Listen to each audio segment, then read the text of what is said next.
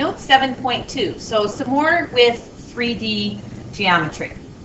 So really nothing new, okay? We're just going to take and continue to apply these three formulas that we learned the other day in our notes that we've practiced in class.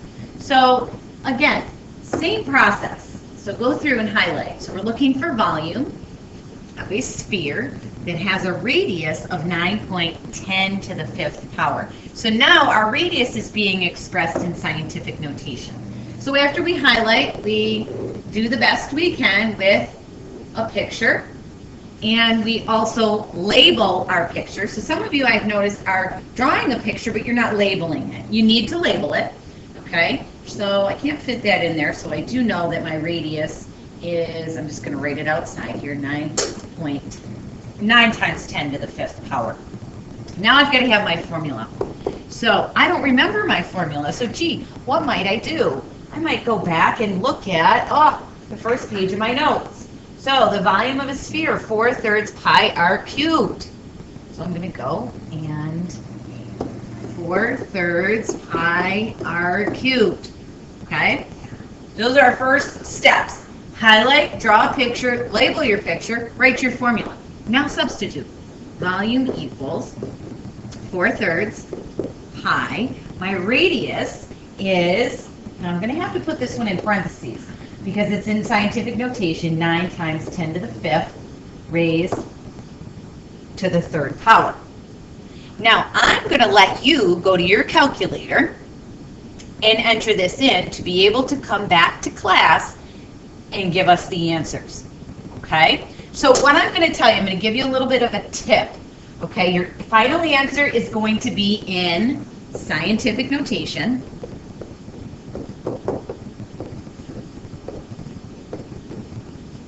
Okay? And you're also going to make sure that you round your coefficient to the nearest tenth.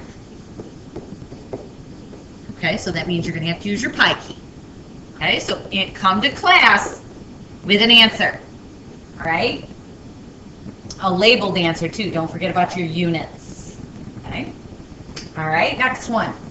And this one talks about the volume of a cylinder that has a radius of that and a height of that. So I've done my highlighting. Now I'm going to draw a picture best I can. And we've got to label our picture. So the radius of this cylinder, I'm going to draw a little arrow to point to it, 4.7 times 10 to the 5th. And the height of it, 3.6 times 10 to the 4th. Volume of a cylinder, again, keepers, I don't remember it, so go back and look. Volume of a cylinder, pi r squared h.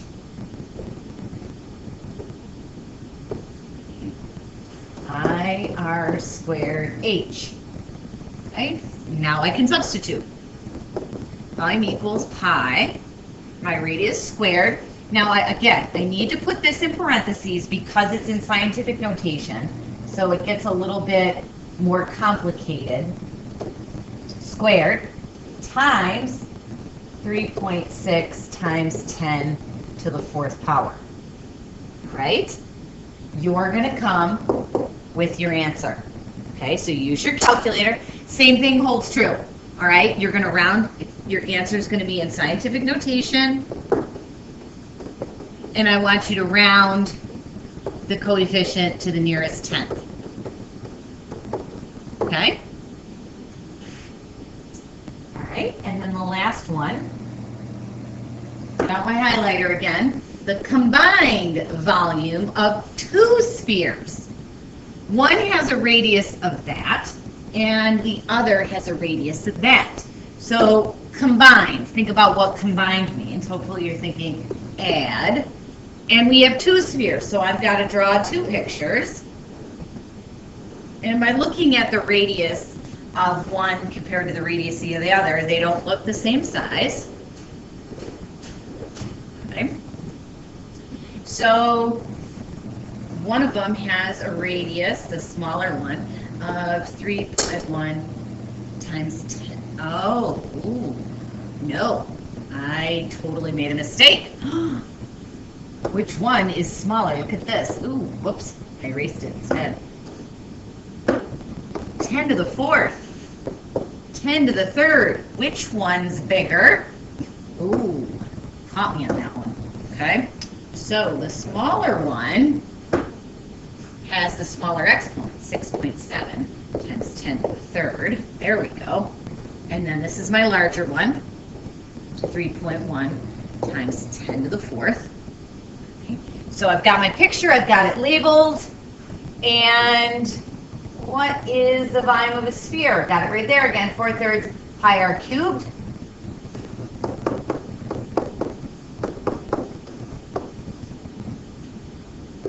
But it says the combined volume, so I know I'm going to have to find the volumes twice. I've got to find the volume of the smaller one, and the volume of the bigger one, and add them together.